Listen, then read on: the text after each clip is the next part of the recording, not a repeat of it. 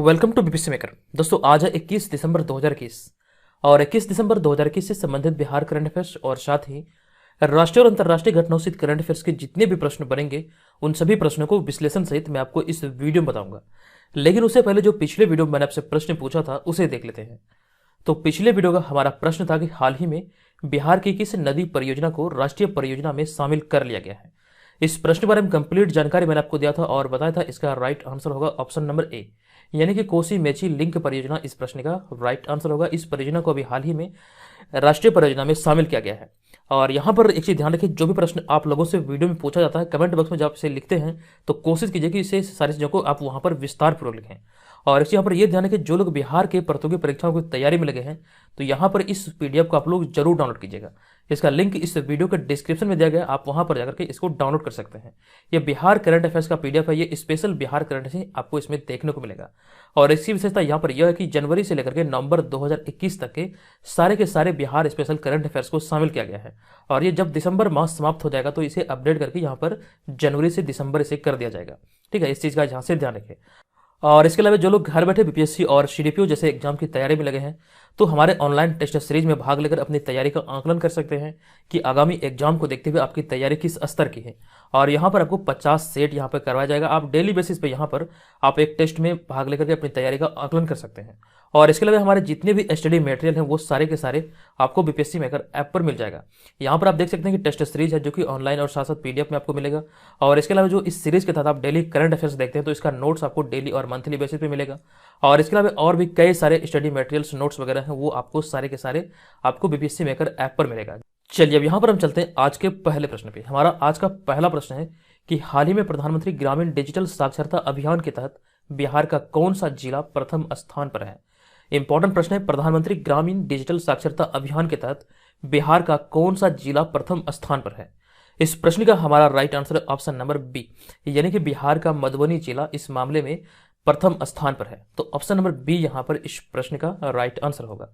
आपको इस प्रश्न के बारे में विस्तृत जानकारी दे दूं कि प्रधानमंत्री ग्रामीण डिजिटल साक्षरता अभियान के तहत बिहार में मधुबनी जिला प्रथम स्थान पर है। आपको ये ध्यान रखना, बिहार की यहाँ पर चर्चा की जा रही है तो बिहार के अंतर्गत जो बिहार का मधुबनी जिला है ये प्रथम स्थान पर है। और वहीं पर इस सूची में अदर जिलों की अगर हम बात करें तो दूसरे स्थान पर समस्तीपुर, तीसरे स्थान पर पूर्वी चंपारण, चौथे स्थान पर पश्चिमी चंपारण और पांचवें स्थान पर मुजफ्फरपुर है। ये आपको ध्यान रखना। वहीं पर अगर हम राजधानी पटना की बात करें तो इस अभियान में पटना को 16वां स्थान प्राप्त हुआ है। तो ये सारी चीजें यहां से ध्यान रखिए। अब यहां पर एक प्रश्न मैं आप लोगों से पूछ रहा हूं, बहुत सारे लोग ऐसे होंगे जिनको पता नहीं होगा कि बिहार में वर्तमान समय में कितने जिले हैं। आप लोग मुझे कमेंट करके ईमानदारी पूर्वक बताइएगा कितने लोगों को पता है कि बिहार में इस समय कितने जिले हैं। जितने भी जिले हैं जिलों की संख्या आप कमेंट करके मुझे आप लोग जरूर बताइएगा। देखते हैं कितने लोग यहाँ पे कमेंट करते हैं। अब यहां पर हम चलते हैं दूसरे प्रश्न पे। हमारा दूसरा प्रश्न है कि हाल ही में लोक शिकायत निवारण में बिहार का कौन सा जिला अव्वल आया है। यह भी इंपॉर्टेंट है, लोक शिकायत निवारण में बिहार का कौन सा जिला अव्वल स्थान पर है।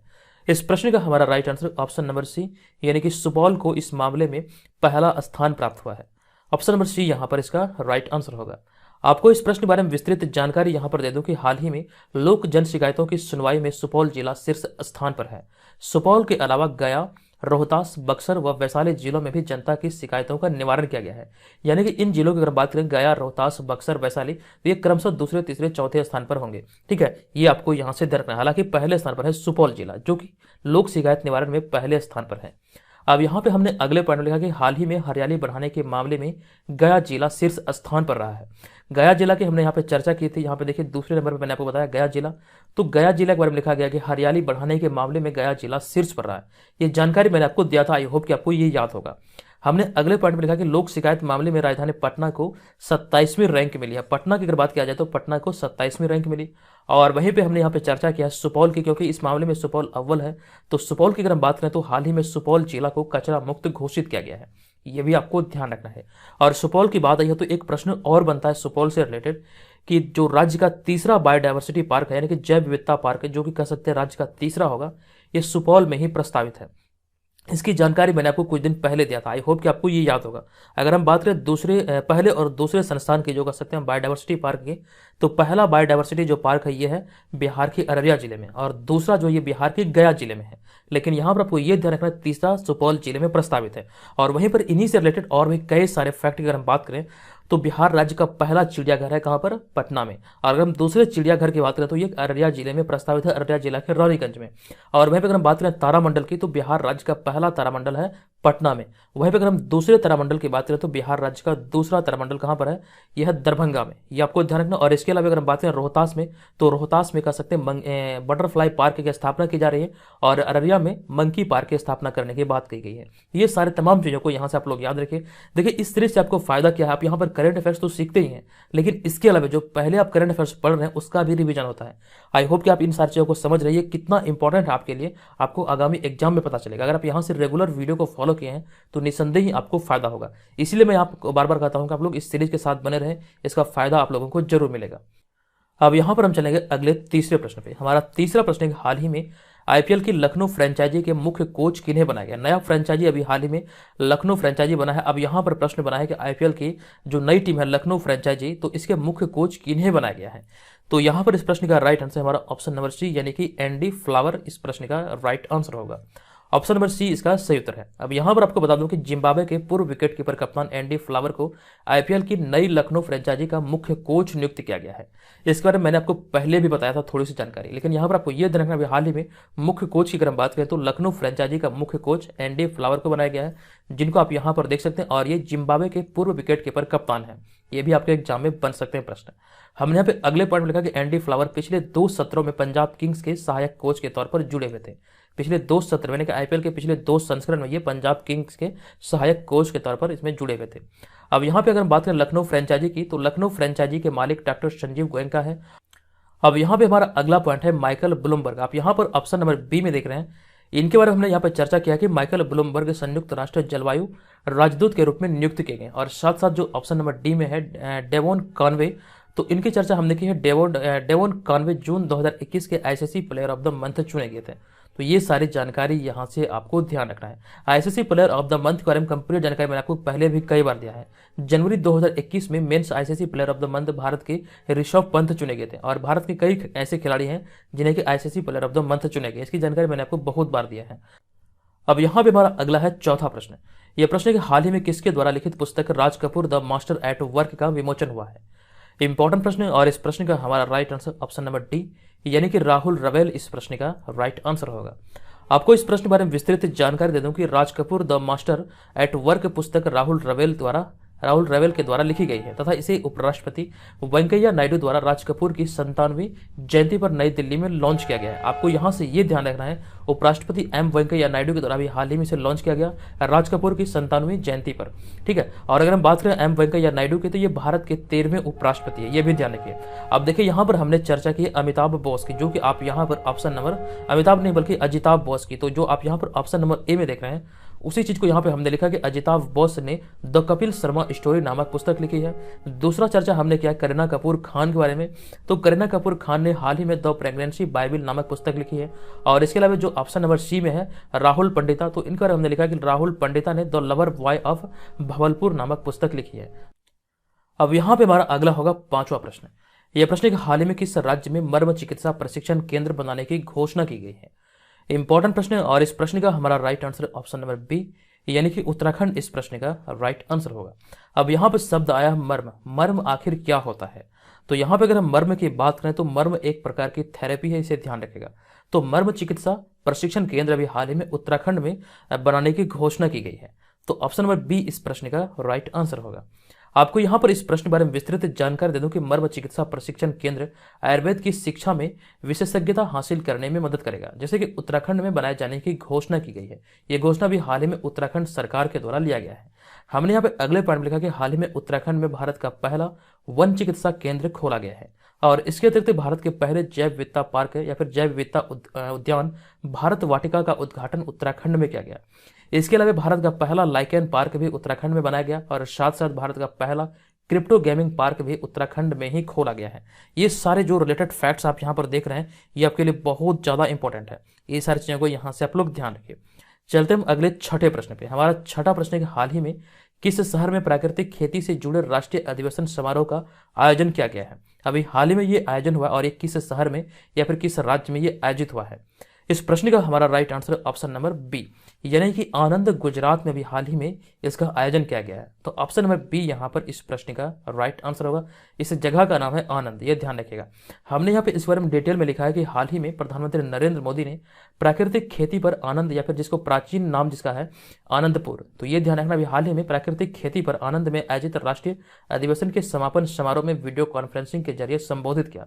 आपको यहाँ पर यह ध्यान रखना, इसका जो आयोजन हुआ था ये समारोह आनंद गुजरात में आयोजित हुआ था और इसको वीडियो कॉन्फ्रेंसिंग के माध्यम से प्रधानमंत्री नरेंद्र मोदी ने संबोधित किया है। और यहाँ पे हमने गुजरात की चर्चा की क्योंकि ये गुजरात में आयोजित हुआ है। तो हाल ही में गुजरात के सूरत में अमेजन इंडिया ने अपना पहला डिजिटल केंद्र शुरू किया है, ये ध्यान रखिए। देखिए यहाँ पर बात है गुजरात की, तो गुजरात से रिलेटेड एक प्रश्न याद रखिएगा। जो अमूल डेयरी है ये गुजरात से ही संबंधित है और इसी क्षेत्र आनंद क्षेत्र से ही ये संबंधित है। जो अमूल का जो फुल फॉर्म होता है ये आप ध्यान रखिए, आनंद मिल्क यूनियन लिमिटेड इसका फुल फॉर्म होता है। और अगर हम बात करें विश्व की सबसे बड़ी डेयरी में से, तो इनका नाम शुमार है आनंद मिल्क यूनियन लिमिटेड का। इसके बारे में पहले भी मैंने आपको एक बार जानकारी दिया था। अब चलते हम अगले 7वें प्रश्न पे। हमारा 7वां प्रश्न है कि हाल ही में crime criminal tracking network system के बेहतर इस्तेमाल के लिए किस राज्य या फिर केंद्र शासित प्रदेश की पुलिस को प्रथम स्थान मिला है? इस तरह के प्रश्न इंपॉर्टेंट होते हैं, रैंकिंग वाले खास करके। इस प्रश्न का हमारा राइट आंसर होगा 7वां का ऑप्शन नंबर डी, यानी कि दिल्ली इस प्रश्न का राइट आंसर होगा। आपको यहां पर इस प्रश्न के बारे में बता दूं कि crime criminal tracking network system का बेहतर इस्तेमाल करने के लिए राष्ट्रीय अपराध रिकॉर्ड ब्यूरो के वार्षिक सम्मेलन में दिल्ली पुलिस को प्रथम स्थान मिला है। यानी कि इस मामले में अगर हम बात करें तो दिल्ली को प्रथम स्थान पर रखा गया है। हमने यहाँ पर इस बारे में डिटेल में लिखा कि दिल्ली पुलिस 98.6% स्कोर पाकर के पहले स्थान पर रही। अब यहाँ पर देखिए दिल्ली की चर्चा हुई तो दिल्ली के बारे में हमने कुछ पॉइंट को ऐड किया है। हाल ही में दिल्ली में दुनिया का दूसरा सबसे बड़ा नेशनल जीन बैंक स्थापित किया गया है और इसके अतिरिक्त आंगनबाड़ी ऑन व्हील्स की शुरुआत दिल्ली में ही की गई। और इसके अलावा और भी कई सारे प्रश्न हैं जो कि दिल्ली से रिलेटेड हाल ही के दिनों में मैंने आपको बताया है कि स्मोक टावर का निर्माण अभी हाल ही में दिल्ली में हुआ था और प्रति मील में अगर हम बात करें सीसीटीवी कैमरा लगाने की तो दिल्ली ये इस मामले में सबसे आगे है। और इसके अलावा एक कार्यक्रम है दिल्ली सरकार की देश के मेंटोर कार्यक्रम का जो ब्रांड एम्बेसडर बनाया गया है सोनू सूद को बनाया गया है। और भी इसी तरह के कई सारे प्रश्न जो रेगुलर आपको देखने को मिलता है, ये तमाम चीज़ों को चेन बनाकर इसी तरह आप लोग याद रखिए। हमारा अगला होगा 8वां प्रश्न। यह प्रश्न हाल ही में केंद्र सरकार द्वारा किस वर्ष तक परमाणु ऊर्जा क्षमता को बढ़ाकर के 22,480 मेगावाट करने का लक्ष्य रखा गया है? ये अभी हाल ही में ये घोषणा हुआ है और इस प्रश्न का हमारा राइट आंसर होगा 8वां का ऑप्शन नंबर बी, यानी कि 2031 तक इस लक्ष्य को पूरा करने की मतलब कर सकते हैं लक्ष्य रखा गया है। तो ऑप्शन नंबर बी यहाँ पर इस प्रश्न का राइट आंसर होगा। आपको इस प्रश्न के बारे में विस्तृत जानकारी दे दूं कि देश की मौजूदा परमाणु ऊर्जा क्षमता 6,780 मेगावाट है और नेट जीरो यानी कार्बन उत्सर्जन लक्ष्य को हासिल करने के लिए वर्ष 2031 तक इसे बढ़ा करके 22,480 मेगावाट करने की योजना है। और इसको अभी हाल ही में केंद्र सरकार के द्वारा मंजूरी दिया गया और यह लक्ष्य रखा गया है। हमने यहाँ पे अगले पॉइंट में लिखा कि सरकारी रिपोर्ट के अनुसार वर्ष 2020-21 में परमाणु ऊर्जा की कुल बिजली उत्पादन में भागीदारी 3.1% रही थी। और यहाँ पे अगला पॉइंट है महाराष्ट्र के बारे में, क्योंकि यहाँ पर हमने एक चर्चा की है परमाणु ऊर्जा की, तो महाराष्ट्र का नाम इनमें बहुत ज़्यादा शुमार है। हमने यहाँ पे लिखा कि हाल ही में महाराष्ट्र के जैतपुर में 6 परमाणु ऊर्जा रिएक्टर की स्थापना को सैद्धांतिक सहमति दी गई है या फिर सैद्धांतिक मंजूरी मिली है और जिसमें प्रत्येक रिएक्टर की क्षमता 1650 मेगावाट की होगी। ये इंपॉर्टेंट है। हमने यहाँ पे अगले पॉइंट में लिखा कि फ्रांस की मदद से बनने वाला यह देश का सबसे बड़ा परमाणु ऊर्जा केंद्र होगा। इसी बार हमने यहाँ पे लिखा कि महाराष्ट्र के जो जैतपुर में 6 परमाणु ऊर्जा रिएक्टर की स्थापना हो रही है, तो ये कह सकते हैं फ्रांस की मदद से बनने वाला यह देश का सबसे बड़ा परमाणु ऊर्जा केंद्र होगा और इसकी समेकित क्षमता जो होगी ये कह सकते हैं 9,900 मेगावाट की होगी। ये भी आपको ध्यान रखना कि भारत का सबसे बड़ा परमाणु ऊर्जा केंद्र कहाँ पर निर्माण किया जाएगा, तो ये आपको ध्यान रखना, ये महाराष्ट्र के जयपुर में और ये फ्रांस की मदद से इसका निर्माण किया जाएगा, जिसकी क्षमता की हम बात करें तो 9,900 मेगावाट की होगी। अब यहाँ पे हमारा अगला होगा 9वां प्रश्न। यह प्रश्न हाल ही में किस टेनिस खिलाड़ी को ITF विश्व चैंपियनशिप 2021 के लिए चुना गया है? इस प्रश्न का right answer option number C, यानी कि नोवाक जोकोविच इसका राइट आंसर होगा। और नोवाक जोकोविच सर्बिया के रहने वाले, आप यहाँ पर इनको इस इमेज में भी देख सकते हैं। आपको बता दूं इस प्रश्न के बारे में, विश्व के नंबर 1 टेनिस खिलाड़ी सर्बिया के नोवाक जोकोविच को वर्ष 2021 ITF विश्व चैंपियन चुना गया है। तो ऑप्शन नंबर सी इस प्रश्न का राइट आंसर है। यहाँ पर अगले पॉइंट में हमने इनकी उपलब्धियों को लिखा कि नोवाक जोकोविच को रिकॉर्ड 7वीं बार तथा महिलाओं में नंबर 1 एस्ले बार्टी को दूसरी बार यह खिताब मिला है। यानी कि अगर बात करें ITF विश्व चैंपियन 2021 की, तो महिलाओं की श्रेणी में एस्ले बार्टी को यह खिताब दिया गया और वहीं पे नोवाक जोकोविच को मतलब कि पुरुषों की श्रेणी में दिया गया और एस्ले बार्टी को यह दूसरी बार। और साथ ही साथ अगर बात करें नोवाक जोकोविच को, तो यह रिकॉर्ड 7वीं बार। अब यहाँ पर ध्यान है कि नोवाक जोकोविच कह सकते हैं सर्बिया के हैं और वहीं पर अगर बात करें एस्ले बार्टी की, तो एस्ले बार्टी ऑस्ट्रेलिया की रहने वाली है। अब यहाँ पर देखिए हमने कुछ पॉइंट को और लिखा है कि नोवाक जोकोविच ने इस साल ऑस्ट्रेलियन ओपन, फ्रेंच ओपन और विंबलडन का खिताब भी जीता है तथा एस्ले बार्टी ने इस साल अपना पहला विंबलडन खिताब और साथ साथ टोक्यो ओलंपिक की मिक्स्ड डबल स्पर्धा में कांस्य पदक जीता था और एस्ले बार्टी ऑस्ट्रेलिया की है। तो ये सारे पॉइंट ध्यान रखिए। अब चलते हैं हम अगले 10वें प्रश्न पे, लेकिन उससे पहले ध्यान रखें हमारा BPSC में अगर करंट अफेयर्स का एक बुक मार्केट में लॉन्च हुआ है, आप इस बुक को नज़दीकी बुक स्टॉल पर जाकर के परचेज कर सकते हैं। इनकेस अगर आपको वहाँ पे बुक नहीं मिले तो आप उनसे मंगाने की डिमांड कर सकते हैं और साथ साथ आप चाहें तो इसे फ्लिपकार्ट और अमेजन के थ्रू भी बाय कर सकते हैं। फ्लिपकार्ट और अमेजन पे आपको ये सस्ता पड़ेगा। दोनों का लिंक आपको इस वीडियो के डिस्क्रिप्शन में दिया गया, आप वहाँ पर जाकर के इस बुक को परचेज कर सकते हैं। यहाँ पर आप देख सकते हैं ये बिहार करंट अफेयर्स का बुक है जिसमें आपको राष्ट्रीय और अंतर्राष्ट्रीय सारी घटनाएं एकदम से समग्र विश्लेषण के साथ आपको देखने को मिलेगा। चलिए अब यहाँ पर हम चलते हैं अगले प्रश्न पे। हमारा अगला है 10वां प्रश्न। यह प्रश्न हाल ही में उत्तर प्रदेश में कहां से कहां तक के लिए गंगा एक्सप्रेस वे का शिलान्यास प्रधानमंत्री द्वारा किया गया है, यानी कि प्रधानमंत्री नरेंद्र मोदी द्वारा किया गया। इस प्रश्न का हमारा right answer option number D, यानी कि मेरठ से प्रयागराज तक के लिए अभी हाल ही में इस गंगा एक्सप्रेस वे का शिलान्यास प्रधानमंत्री नरेंद्र मोदी द्वारा किया गया। तो ऑप्शन नंबर डी यहाँ पर इस प्रश्न का राइट आंसर होगा। आपको यहाँ पर इस प्रश्न के बारे में बता दूं कि उत्तर प्रदेश के सबसे लंबे, पहले नहीं बल्कि लंबे, तो उत्तर प्रदेश के सबसे लंबे गंगा एक्सप्रेस वे का हाल ही में प्रधानमंत्री द्वारा शाहजहांपुर में शिलान्यास किया गया, जो कि मेरठ से प्रयागराज को जोड़ने वाला यह एक्सप्रेस वे 12 जिलों से होकर गुजरेगा। यानी कि उत्तर प्रदेश के ये 12 जिलों को मतलब छूते हुए, मतलब कि यहाँ पर अगर हम बात करें तो ये मेरठ से प्रयागराज पहुंचेगी। और यहाँ पे हमने अगले पॉइंट में लिखा अत्याधुनिक तकनीक से बन रहा यह एक्सप्रेसवे मेरठ के बिजौली गांव से शुरू होकर के प्रयागराज के जुड़ापुर दादू गांव के पास राष्ट्रीय राजमार्ग 19 से जोड़ेगा। यानी कि यह राष्ट्रीय राजमार्ग 19 तक ये मतलब कह सकते हैं पहुंचेगा। अब यहाँ पे अगर हम बात करें इस गंगा एक्सप्रेस वे की, तो इसकी जो लंबाई होगी ये 594 किलोमीटर होगी और इसे वर्ष 2024 तक पूरा किया जाने का प्रस्ताव है या फिर इसे प्रस्तावित किया गया है। अब देखिए, आपने अपनी चर्चा की उत्तर प्रदेश की, तो उत्तर प्रदेश के बारे में हमने कुछ पॉइंट को लिखा है कि हाल ही में भारत का पहला mega leather park Uttar Pradesh में खोला गया और वीडियो कॉन्फ्रेंसिंग के माध्यम से मुकदमों की सुनवाई करने वाला भारत का पहला राज्य उत्तर प्रदेश ही था। ये प्रश्न ध्यान रखिए, इंपॉर्टेंट है। वीडियो कॉन्फ्रेंसिंग के माध्यम से कोर्ट की सुनवाई करने वाला पहला राज्य है उत्तर प्रदेश। हमारा अगला है 11वां प्रश्न। यह प्रश्न हाल ही में किन्हें इंडियन न्यूज़पेपर सोसाइटी का प्रेसिडेंट चुना गया है, और इस प्रश्न का हमारा right answer option number B, यानी कि इसका राइट आंसर मोहित जैन। अभी हाल ही में मोहित जैन को इंडियन न्यूज़पेपर सोसाइटी का प्रेसिडेंट चुना गया। आप जहां पर इस इमेज में देख रहे हैं यही है मोहित जैन। आपको इनके बारे में बता दूं कि इकोनॉमिक टाइम्स के मोहित जैन को 2021-22 के लिए इंडियन न्यूज़पेपर सोसाइटी यानी कि INS का प्रेसिडेंट चुना गया है, ये ध्यान रखिए। और यहाँ पे हमने लिखा है कि वे एल आदिम मूल की जगह लेंगे, ये भी ध्यान रखें। अब यहाँ पे देखिए हमने कुछ पॉइंट को लिखा है जो ऑप्शन नंबर ए में है अविक सरकार। तो अविक सरकार प्रेस ट्रस्ट ऑफ इंडिया के अध्यक्ष बनाए गए हैं। तीसरा नंबर पे ऑप्शन नंबर सी में है संजीव कुमार, जो आप यहाँ पर देख सकते हैं कि संजीव कुमार भारतीय विमानपत्तन प्राधिकरण के नए अध्यक्ष। तथा अगर बात करें अतीश चंद्रा की, तो अतीश चंद्रा भारतीय खाद्य निगम के नए अध्यक्ष एवं प्रबंध निदेशक है। अब यहाँ पर हम चलते हैं आज के अंतिम प्रश्न पे। आज का हमारा अंतिम प्रश्न के हाल ही में किस देश की संसद ने चीन के सिंजियांग क्षेत्र से आयात पर रोक लगाने संबंधी विधेयक को अंतिम मंजूरी दे दी है? इंपॉर्टेंट प्रश्न है और इस प्रश्न का हमारा right answer option number A, यानी कि अमेरिका के द्वारा भी हाल ही में इस विधेयक को अंतिम मंजूरी दिया गया। ऑप्शन नंबर ए यहाँ पर इस प्रश्न का राइट आंसर होगा। अब यहाँ पर देखिए मामला क्या है, मामला बहुत ज़्यादा संगीन है। आप यहाँ से सभी चीज़ों को ध्यान रखिए। यहाँ से अगर हम बात करें तो यहाँ पे हमने लिखा कि अमेरिकी संसद ने चीन के सिंजियांग क्षेत्र से आयात पर रोक लगाने संबंधी एक विधेयक को अंतिम मंजूरी दे दी है। अगर हम बात करें तो विधेयक के प्रावधान के तहत इस क्षेत्र से आयात किए जाने वाले सामान को तब तक अनुमति नहीं मिल जाएगी जब तक कि यह साबित नहीं किया जाता है कि बिना जबरन श्रम के उत्पादन किया गया है। यानी कि अगर हम बात करें तो अमेरिका द्वारा यह आरोप लगाया गया है कि इस क्षेत्र में जो भी वस्तु यहाँ से जो मतलब कह सकते हैं आयात की जाती है, तो इस वस्तु का जो निर्माण होता है, यानी कि जो उत्पाद का जो मतलब कह सकते हैं आयात होता है अमेरिका में, तो वहाँ पर जो वस्तु का कह सकते हैं उत्पादन हुआ है, तो उसे उत्पादित करने के लिए कह सकते हैं मतलब जबरन श्रम करके उसका उत्पादन किया गया है। ये मतलब सिद्ध करने के लिए बात कही जा रही है और यहाँ पर चीन सरकार इसे मानने को तैयार नहीं है। इसीलिए अभी हाल ही में ये कह सकते हैं अमेरिकी संसद के द्वारा एक विधेयक को अंतिम मंजूरी दिया गया है। ऐसी ही कुछ मामला है जो कि आप यहाँ पर देख सकते हैं। अब यहाँ पर अगले पॉइंट में आप इसे पढ़कर आसानी से समझ सकते हैं मामला क्या है। हमने यहाँ पे आगे लिखा कि चीन के पश्चिमी क्षेत्र में जातीय और धार्मिक अल्पसंख्यक को विशेष रूप से सिंजियांग प्रांत के लाखों उइगर मुसलमानों के उत्पीड़न पर अमेरिका की ओर से लगाई गई कई तरह के पाबंदियों की दिशा में एक नवीनतम कदम है। यानी कि वहां पर जो मतलब कर सकते हैं प्रताड़नाएं दी जा रही है, फिर उत्पीड़न दिया जा रहा है, उसी के खिलाफ यहाँ पे कर सकते हैं एक कदम उठाया गया अमेरिका सरकार के द्वारा। ठीक है, और ये अमेरिका के द्वारा आरोप लगाया गया कि वहां पर जबरन श्रम करके इन सारी वस्तुओं का या फिर इसका उत्पादन किया जाता है, ये ध्यान रखिए। अब यहाँ पे हमने एक पॉइंट को लिखा कि भारत के बाहर पहला योग विश्वविद्यालय अमेरिका के लॉस एंजल्स में खोला गया था, ये ध्यान रखिए।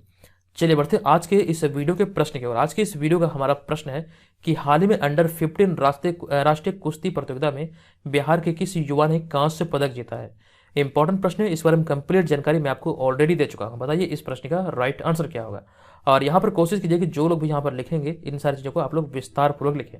और जितने लोग भी ऑनलाइन टेस्ट सीरीज में भाग लेना चाहते हैं बीपीएससी मेकर ऐप के थ्रू, यहाँ से आप लोग इसमें पार्टिसिपेट कर सकते हैं। और इसके अतिरिक्त जो लोग 68वीं बीपीएससी के बारे में सोच रहे हैं अभी से, तो यहाँ पर हमारे बीपीएससी मेकर ऐप पर जाकर के मेंबरशिप लेकर यहाँ पर जितने भी हमारे मटेरियल है उन सभी का आप लोग यहाँ से भरपूर लाभ उठा सकते हैं और चीज़ों को बेहतर तरीके से पढ़ के अभी से ही प्रिपेयर कर सकते हैं। क्योंकि कहा जाता है युद्ध से पहले आपकी युद्ध की तैयारी होनी चाहिए। तो 68वीं एग्जाम अभी बहुत दूर है। अगर आप एग्जाम की तैयारी में लगना चाहते हैं तो यहाँ से अपनी तैयारी को अभी स्टार्ट कर सकते हैं, क्योंकि जनवरी में ये एग्जाम होना प्रस्तावित है 67वीं वाला। इनकेस अगर देरी होता है तो जनवरी, फरवरी, मार्च में एग्जाम निसंदेह ही हो जाएगा। ठीक है, ये चीज़ ध्यान रखिए। और जो 2022 में आपका एग्जाम होगा, एक चीज यहाँ पे मैं लिख दूँ, 2022 में जो आपका एग्जाम होगा ये 68वीं का होगा। इस चीज़ के लिए आप श्योर रहे, 68वीं जो एग्जाम होगा ये 2022 में होगा। तो आप इसको अभी से ज्वाइन करके यहाँ से संबंधित चीज़ों को बेहतर तरीके से तैयार कर सकते हैं। तो दोस्तों आज के इस वीडियो में इतना ही, मिलेंगे नेक्स्ट वीडियो में। तब तक के लिए धन्यवाद। और ये वीडियो आपको कैसा लगा कृपया आप लोग कमेंट करके जरूर बताइएगा। अगर आपको लगे वीडियो हेल्पफुल है तो प्लीज़ वीडियो को लाइक जरूर कीजिएगा। चलिए धन्यवाद, जय हिंद।